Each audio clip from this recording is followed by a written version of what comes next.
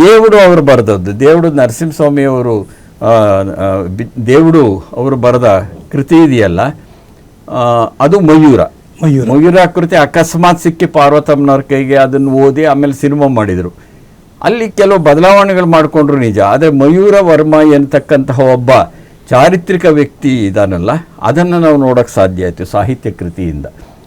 ಹಾಗೆ ನೀವು ಸಂಧ್ಯಾರಾಗ ಆನಾ ಕೃಷ್ಣರಾಯರು ಬರೆದದ್ದು, ಸಂಧ್ಯಾರಾಗ ಒಬ್ಬ ಸಂಗೀತಗಾರನ ಪಾತ್ರ ಮಾಡ್ತಾರೆ ಅಲ್ಲಿ, ಅಜರಾಮರವಾಗಿ ಉಳಿಯುವಂಥದ್ದು. ಸಂಧ್ಯಾರಾಗ ಆನಾ ಕೃಷ್ಣರಾಯರು ಬರೆದ ಬಹಳ ಉತ್ತಮವಾದಂಥ ಕಾದಂಬರಿಗಳಲ್ಲಿ ಒಂದು ಅದು ಆನಾ ಕೃಷ್ಣರಾಯರದು. ಈಗ ಆಕಸ್ಮಿಕ, ನಮ್ಮ ಸುಂದರರಾಜ್ ಅವರು ಅದರಲ್ಲಿ ಪಾತ್ರ ಮಾಡಿದ್ದಾರೆ. ಆಕಸ್ಮಿಕ 3 ಕಾದಂಬರಿಗಳ ಸಿನಿಮಾ ಅದು. ಅಪರಾಧಿ, ಪರಿಣಾಮ, ಆಕಸ್ಮಿಕ 3 ಸೇರಿಬಿಟ್ಟು ಆಕಸ್ಮಿಕ ಅಂತ ಒಂದು ಸಿನಿಮಾ ಮಾಡಿದ್ರು, ತರಾಸು ಅವ್ರದ್ದು. ವಾಣಿಯವರು ಬರೆದದ್ದು ಹೊಸ ಬೆಳಕು ತಗೊಳ್ಳಿ ನೀವು, ಹೌದು ವಾಣಿಯವರದು ಬರೆದದ್ದು ಹೊಸ ಬೆಳಕು. 2 ಕನಸು ವಾಣಿಯವರು ಬರೆದಂಥ ಕಾದಂಬರಿ ಆಗಿತ್ತು. ಹೀಗೆ ಅನೇಕರು ಬರೆದಿದ್ದಾರೆ. ಈಗ ಭಾರತೀ ಸುತ ಬರೆದಿದ್ದು ಹುಲಿಯ ಹಾಲಿನ ಮೇವು ಆಗಿತ್ತು, ಅದೇ ಭಾರತೀ ಸುತ ಬರೆದಿದ್ದು ಗಿರಿಕನ್ಯೆ ಆಗಿತ್ತು. ಸಂಪತ್ತಿಗೆ ಸವಾಲ್, ದುತ್ತರಿಗೆ ಅಂತ ರಂಗಭೂಮಿಯಲ್ಲಿ ಬಹಳ ಪ್ರಸಿದ್ಧವಾದ ನಾಟಕಕಾರ, ನಟ ಮತ್ತು ಕಂಪನಿ ಮಾಲೀಕರು ಅವರು.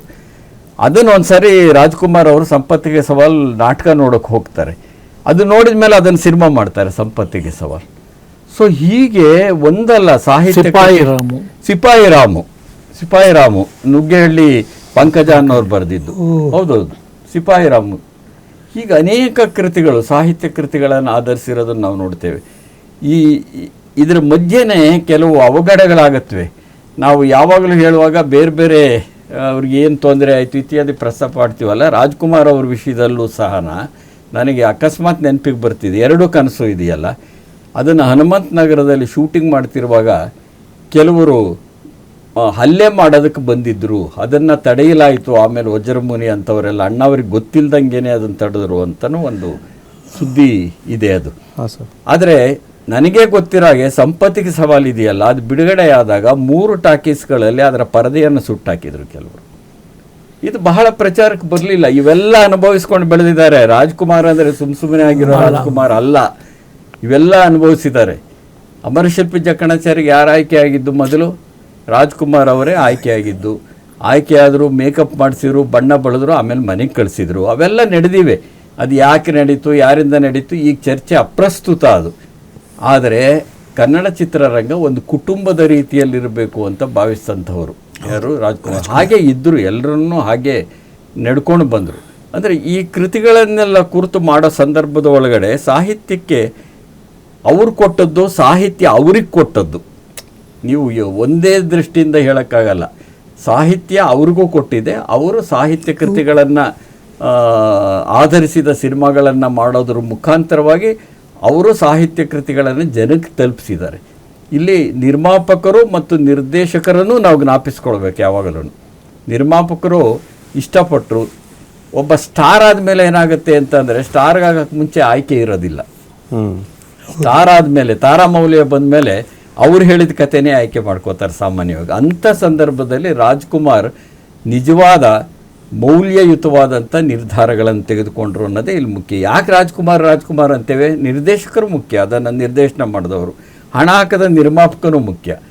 ಆದರೆ ತಾರಾಮೌಲ್ಯ ಬಂದಮೇಲೆ ಏನಾಗುತ್ತೆ ಅಂದರೆ, ಇಂಥ ಕಥೆ ಇದ್ದರೆ ನಾನು ಮಾಡ್ತೀನಪ್ಪ ಅಂತ ಹೇಳುವ ಅಧಿಕಾರ ತಾನಾಗಿ ಬರುತ್ತಲ್ವ, ಅದನ್ನು ಸದುಪಯೋಗ ಮಾಡಿಕೊಂಡವರು, ಸಮಾಜಮುಖಿಯಾದ ಚಿತ್ರ ಕೊಟ್ಟಂಥವರು, ನೈತಿಕ ಮೌಲ್ಯ ಇರೋವಂಥ ಚಿತ್ರ ಕೊಟ್ಟಂಥವರು, ಸಾಹಿತ್ಯ ಕೃತಿಗಳ ಮುಖಾಂತರವಾಗಿ ಜನಗಳನ್ನು, ಸಾಹಿತ್ಯವನ್ನು ತಲುಪಿಸಿದಂಥವ್ರು ಜನಗಳಿಗೆ ರಾಜ್ಕುಮಾರ್ ಅವರಾಗಿದ್ದರು. ಅಂಥ ಅನೇಕ ಕೃತಿಗಳನ್ನು ನಾವು ಹೇಳ್ಬೋದು. ಸಂಪತ್ತಿಗೆ ಸವಾಲ್ ಎಂಥ ಕೃತಿ ಲೆಕ್ಕಾಕಿ. ಸಂಧ್ಯಾರಾಗ ಎಂಥ ಅದ್ಭುತವಾದ ಇವೆಲ್ಲ. ಸೊ ಹೀಗೆ ರಾಜ್ಕುಮಾರ್ ಸಾಹಿತ್ಯ ಕೃತಿಗಳು ಮತ್ತು ರಾಜ್ಕುಮಾರ್ ಅವ್ರಿಗಿದ್ದಂತಹ ಸಂಬಂಧ ಇದು. ಅಲ್ಲಿ ಅದಕ್ಕೆ ಅವರು ಅಣ್ಣಾವರು ಅಂತ ಕರೆಸ್ಕೊಳ್ಳೋಕ್ಕೆ ಅವ್ರಿಗೆ ಮಾತ್ರ ಸಾಧ್ಯ ಇದೆಯಲ್ಲ. ಯಾಕಂತಾರೆ ಜನ ಸುಮ್ಮನೆ ಅನ್ನೋದಿಲ್ಲ. ಜನ ತನಗೆ ತಾನೇ ಯಾರು ಅವರು ಅಣ್ಣಾವ್ರೆ ಅಂತ ಹೇಳಿ ಅಂತ ಯಾರು ಹೇಳಲ್ಲ. ಆದರೆ ಜನಕ್ಕೆ ಹಂಗೆ ಅನ್ನಿಸ್ಬಿಡುತ್ತೆ ಅದು. ಹೀಗಾಗಿಯೇ ನನಗೆ ರಾಜ್ಕುಮಾರ್ ಅಭಿನಯಿಸಿದ ಸಾಹಿತ್ಯಾಧಾರಿತ ಸಿನಿಮಾಗಳಿದಾವಲ್ಲ, ಅವೆಲ್ಲವೂ ಸಾಹಿತ್ಯವನ್ನು ಜನಗಳಿಗೆ ತಲುಪಿಸ್ತಂಥವು. ಒಂದು ವಿಶೇಷ ಏನು ಅಂತಂದರೆ, ಸಾಹಿತ್ಯ ಕ್ಷೇತ್ರದಲ್ಲಿ ಯಾವ ಜನಪ್ರಿಯ ಮಾದರಿ ಕೃತಿಗಳು ಅವನ್ನೇ ಆಯ್ಕೆ ಮಾಡ್ಕೊತಿದ್ರು. ಯಾಕೆಂತಂದರೆ ಸಾಹಿತ್ಯ ಕೃತಿಗಳಲ್ಲೂ ಬೇರೆ ಬೇರೆ ರೀತಿಯ ಕೃತಿಗಳಿವೆ. ನವೋದಯ ಸಾಹಿತ್ಯ ಬಂತು, ನವ್ಯ ಬಂತು, ಪ್ರಗತಿಶೀಲ ಬಂತು, ಹಾಗೇನೆ ದಲಿತ ಬಂಡಾಯ ಬಂತು.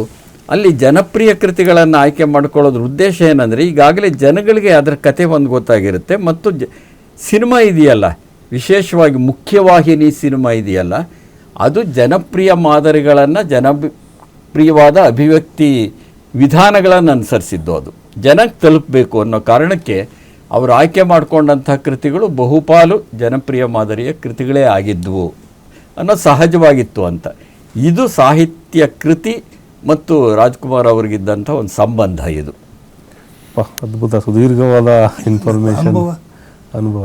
ನನಗೆ ಒಂದೇ ಸರ ಅಣ್ಣವ್ರು ಮನಸ್ಸು ಮಾಡಿದ್ರೆ ಏನೆಲ್ಲ ಆಗ್ಬೋದಿತ್ತು ಅನ್ನೋದು. ಅಣ್ಣವ್ರು ಮನಸ್ಸು ಮಾಡಿದ್ರೆ ಏನೆಲ್ಲ ಆಗ್ಬೋದಿತ್ತಕ್ಕೋ ಅದಕ್ಕಿಂತ ದೊಡ್ಡವರಾದ್ರದು.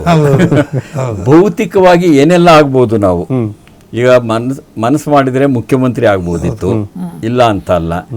ಆದರೆ ಅವರು ಆ ಸಂದರ್ಭದಲ್ಲಿ ನೀವು ಚುನಾವಣೆಗೆ ನಿಂತ್ಕೊಳ್ಳಿ ಅಂತ ಹೇಳಿದಾಗ ಇಂದಿರಾ ಗಾಂಧಿ ಅವರು ಇಲ್ಲಿ ಸ್ಪರ್ಧೆ ಮಾಡ್ತಾರೆ ಚಿಕ್ಕಮಗಳೂರು ಕ್ಷೇತ್ರದಲ್ಲಿ. ಆಗ ಇಲ್ಲಿರೋರೆಲ್ಲ ರಾಜ್ಕುಮಾರ್ ಅವರನ್ನು ನಿಲ್ಲಿಸಿದ್ರೆ ಇಂದಿರಾ ಗಾಂಧಿಯನ್ನು ಸೋಲಿಸ್ಬೋದು ಅಂತ ಭಾವಿಸ್ಕೊತಾರೆ. ಅಂದರೆ ರಾಜ್ಕುಮಾರ್ಗೆ ಕಲಾಶಕ್ತಿಯ ಜೊತೆಗೆ ಒಂದು ರಾಜಕೀಯ ಶಕ್ತಿ ಇದೆ ಅಂತಲೂ ತಿಳ್ಕೊಂಡಿದ್ರೆ, ಯಾಕೆಂದರೆ ಜನ ಇಷ್ಟಪಡ್ತಿದ್ರು ಅಂತ. ಆದರೆ ಯಾವತ್ತೂ ಅವರು ರಾಜಕೀಯಕ್ಕೆ ಬರೋದಕ್ಕೆ ಇಷ್ಟಪಡಲಿಲ್ಲ. ಅವರು ನಾನು 3 ವರ್ಷ ನಾಪತ್ತೆ ಆಗ್ಬಿಟ್ರಿ ಇಲ್ಲಿ. ಹೌದೌದು, ಅವರು ಸಿಕ್ಕಲೇ ಇಲ್ಲ ಯಾರ ಕೈಗೂ. ಅವ್ರು ನಂಬಿದ್ದೇನೆಂದರೆ, ನಾನೊಬ್ಬ ಕಲಾವಿದ ಅಷ್ಟೇನೇನು, ಅದೇ ನನ್ನ ಕೆಲಸ ಇಷ್ಟೇ. ನಾನು ಅದಕ್ಕೆ ಅವ್ರು ಜೇಬಲ್ಲಿ ದುಡ್ಡು ಇಟ್ಕೊತಿರ್ಲಿಲ್ಲ. ಅವರು ಜೇಬಲ್ಲಿ ದುಡ್ಡು ಯಾಕೆ, ನನಗೆ ಒಂದು ಅನುಭವ ಆಗಿತ್ತಲ್ಲ. ನಾನು KCPಯಿಂದ ನನ್ನ ನಿಲ್ಲಿಸ್ಬಿಟ್ಟಿದ್ರು ಬಸವನಗುಡಿಗೆ. ಅಂದರೆ ನಿಲ್ಲಿಸ್ಬಿಟ್ರು ಅಂತಲ್ಲ, ನನ್ನದು ಆಯ್ಕೆ, ಅದು ಅವ್ರದ್ದೆಲ್ಲ ಆಯ್ಕೆ. ಸೊ ನನಗೆ ಒಂದು ಟ್ರಯಲ್ ನೋಡಬೇಕು ಅಂತ. ಯಾಕಂದರೆ KCP ಅಂದರೆ ಕರ್ನಾಟಕ ಕಾಂಗ್ರೆಸ್ ಪಾರ್ಟಿ ಅಂತ, ಕರ್ನಾಟಕ ಕಾಂಗ್ರೆಸ್ ಪಾರ್ಟಿ. ಅದರ ನಾಯಕತ್ವ ನಮ್ಮ ಇವರು ಬಂಗಾರಪ್ಪನವರು ವಹಿಸಿದರು. ನಾನು ನಿಂತಿದ್ದೆ, ಉಮಾಶ್ರೀನು ನಿಂತಿದ್ದರು ಅದರಲ್ಲಿ. ಆ್ಯಸ್ ಯೂಶ್ವಲ್ ರಾಜ್ಕುಮಾರ್ ಮನೆಗೆ ಹೋಗಿ ಅವ್ರಿಗೆ ಬನ್ನಿ ಬನ್ನಿ ಬನ್ನಿ ಅಂದರು. ಅಣ್ಣ ನೀವು ಆಶೀರ್ವಾದ ಬೇಕು, ನಮಸ್ಕಾರ ಮಾಡಿದೆ. ಅವ್ರಿಗೆ ವಿಷಯ ಗೊತ್ತಿಲ್ಲ. ಒಳ್ಳೇದಾಗಲಿ ನಂಗೆ ಎಪ್ಸಿ ಬಂದು ತಬ್ಬುತ್ತಾರೆ. ಆ ಅಪ್ಪುವಿಕೆ ಇದೆಯಲ್ಲ, ಅದು ಭಾಳ ಖುಷಿಯಾಗತ್ತೆ.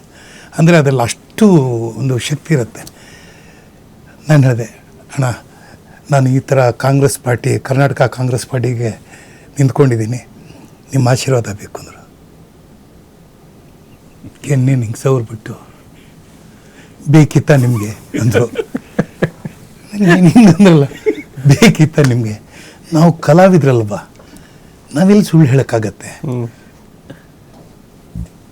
ಅಂದರು. ಅಂದರೆ ನಿಮಗಲ್ಲ ಅದು ಅಂತ. ಆಮೇಲೆ ಅದಾದಮೇಲೆ ಅಲ್ಲೆಲ್ಲ ಹೋದೆ. ಇದೆಲ್ಲ ಆಯ್ತಲ್ಲ. ಹನುಮನ್ ನಗರಕ್ಕೆ ಹೋದಾಗ ನನ್ನ ಅಭಿಮಾನಿ ಒಬ್ಬ ಸಿಕ್ಕಿದ. ಅವ್ರ ಮನೆಯಲ್ಲಿ ಅವ್ರಿಗೆ ಅಷ್ಟು ಕೋಪ ಆಯಿತು. ನಾನು ಭಾಷಣ ಮಾಡಿದೆ, ನಿಮಗೆ ಇನ್ನೊಂದು ಸ್ಟ್ರೀಟ್ ಲೈಟ್ ಹಾಕ್ಸ್ಕೊಡ್ತೀವಿ, ನಲ್ಲಿ ಹಾಕ್ಸ್ಕೊಡ್ತೀವಿ, ರೋಡ್ಸ್ ರೆಡಿ ಮಾಡ್ತೀವಿ, ಹಾಗೆಗಿಂದ ಭಾಷಣ ಹೊಡೆದ್ಬಿಟ್ಟಿದೆ. ರೀ ಸುಂದರರಾಜ ಬಾ ಇಲ್ಲಿಂದ ಕರ್ಕೊಂಡು ಹೋಗಿ ಅವ್ರ ಮನೇಲಿ ಒಂದು ಫೋಟೋ ತೋರಿಸಿದ್ರು. ಅವ್ರ ಶ್ರೀಮತಿದು ತೀರ್ಕೊಂಡು 10 ದಿವಸನೋ 15 ದಿವಸ ಆಗಿತ್ತು. ಏನು ರೀ ನೀವು ನೀರು ತರೋದು, ನಾವೆಲ್ಲ ನಿಮ್ಮ ಅಭಿಮಾನಿ ರೀ, ನಿಮ್ಮ ಸಿನಿಮಾ ನೋಡಿದ್ದೀವಿ, ನೀವು ಯಾಕ್ರಿ ಬಂದ್ರಿ ಇಲ್ಲಿಗೆ ಅಂತ ಹೇಳಿ, ನನ್ನ ಹೆಂಡತಿ ತೀರ್ಕೊಂಡು 15 ದಿವಸ ಆಗಿದೆ. ಈ ಥರ ನೀರು ಹೊತ್ತು ಹೊತ್ತು ಹೊತ್ತು ಹಾರ್ಟ್ ಅಟ್ಯಾಕ್ ಎಲ್ಲ ಹೊಟ್ಟೋದ್ಲು. ಇದು ಯಾಕೆ ಹೇಳ್ತೀನಿ ಅಂದರೆ, ನಾವು ಕಲಾವಿದರು ನಾವು ಒಂದು ಬಾರ್ಡ್ರ್ ಹಾಕ್ಕೊಂಡ್ಬಿಡ್ಬೇಕು. ನಮ್ಮ ಕ್ಷೇತ್ರದಲ್ಲಿ ನಾವೇನು ಉನ್ನತ ಕೆಲಸ ಮಾಡಬೇಕು ಅಷ್ಟನ್ನು ಮಾತ್ರ ಮಾಡಬೇಕು. ಅದು ರಾಜ ಹಣವರು ಅದು ಮಾತ್ರ ತಮ್ಮದಲ್ಲೇ ಇರೋ ಕ್ಷೇತ್ರಕ್ಕೆ ತಾವು ಯಾರ ಬಲವಂತಕ್ಕೂ ಅದು ಸಿಕ್ಕಾಕೋತಾ ಇರಲಿಲ್ಲ. ಅದೇ ಹೇಳ್ದಂಗೆ ಏನು ಬೇಕಾದರೂ ಆಗ್ಬೋದಾಗಿತ್ತು. ಬಟ್ ಏನಾದರೂ ಅಂಥ ಮನಸ್ಸು ವಿಚಾರಗಳೆಲ್ಲ ಬಂದರೆ ಇದು ಪಕ್ಷ ಅದು ಪಕ್ಷ ಅಂತ. ಈಗ ರಾಜ್ಕುಮಾರ್ ಪಕ್ಷನೇ ಇಲ್ವಲ್ಲ, ಆಲ್ ಪಾರ್ಟಿ, ಎಲ್ಲ ಪಾರ್ಟಿ ಎಲ್ಲರೂ ಒಂದಂತೂ ಮೇಷ್ಟ್ ಹೇಳಿದಾಗೆ, ನಾನು ಎಲ್ರಿಗೂ ಒಂದು ಕುಟುಂಬ ಇದೆ. ಅದು ಬಡವರಲ್ಲಿ ಅಂತ ಇರ್ಬೋದು, ಮಧ್ಯಮ ವರ್ಗ ಇರ್ಬೋದು, ಹಣವಂತರು ಇರ್ಬೋದು. ಅವ್ರಿಗೆ ಅಷ್ಟೂ ವರ್ಗದಲ್ಲಿ ಎಲ್ಲ ಕುಟುಂಬದವರು ಇಷ್ಟಪಡ್ತಾಯಿದ್ರು. ಒಂದು ಕಡು ಬಡತನದಲ್ಲಿರುವಂಥ ಫ್ಯಾಮಿಲಿ ಕೂಡ ಅವ್ರು ಬಂದರೂ ಅವರು ಅಷ್ಟೇ ಗೌರವ ಕೊಡೋರು. ಅಂದರೆ ಎಲ್ಲ ವರ್ಗದವರು ಅವ್ರ ಸಿನಿಮಾ ನೋಡೋರು. ಅದನ್ನು ನೋಡೋದ್ರ ಮೂಲಕ ನಾವು ರಾಜ್ಕುಮಾರ್ ಥರ ಬಾಳಬೇಕು, ನಮ್ಮ ಕುಟುಂಬ ರಾಜ್ಕುಮಾರ್ ಥರ ಇರಬೇಕು ಅನ್ನೋ ಒಂದು ಸಂದೇಶವನ್ನು ಕೊಟ್ಟು ಹೋಗ್ಬಿಟ್ರು ಅವರು. ನಿಮಗೆ ಕಸ್ತೂರಿ ನಿವಾಸ ಅಂತ ನೋಡಿದ್ರೆ ಇವತ್ತು ಮರೆಯೋಕ್ಕಾಗಲ್ಲ. ಬಂಗಾರದ ಮನುಷ್ಯ ನೋಡ್ಬಿಟ್ಟು ಎಷ್ಟೋ ಜನ ವಿದ್ಯಾವಂತರು ಹಳ್ಳಿಗೆ ಹೋಗಿದ್ದಿದ್ದೆಲ್ಲ ಇದೆ. ಸೊ ಆ ಬದಲಾವಣೆ ಎಲ್ಲ ಯಾರು ತರ್ತಾರೆ ಅಂದರೆ, ಒಂದು ಹೇಗೆ ಬಸವಣ್ಣವ್ರನ್ನ ನಾವು ನೆನೆಸ್ಕೋತೀವಿ, ಹೇಗೆ ಬೇರೆ ಬೇರೆ ಸ್ಥಳಗಳು ನೆನೆಸ್ಕೋತೀವಿ, ರಾಜ್ಕುಮಾರ್ ಹಾಗೆ ಉಳಿತಾರೆ, ಕೊನೆವರೆಗೂ ಹಾಗೆ ಉಳಿತಾರೆ. ಅವ್ರು ನೆನೆಸ್ಕೊಳ್ಳೋದು ಜಾಸ್ತಿ ನಾವಲ್ಲ.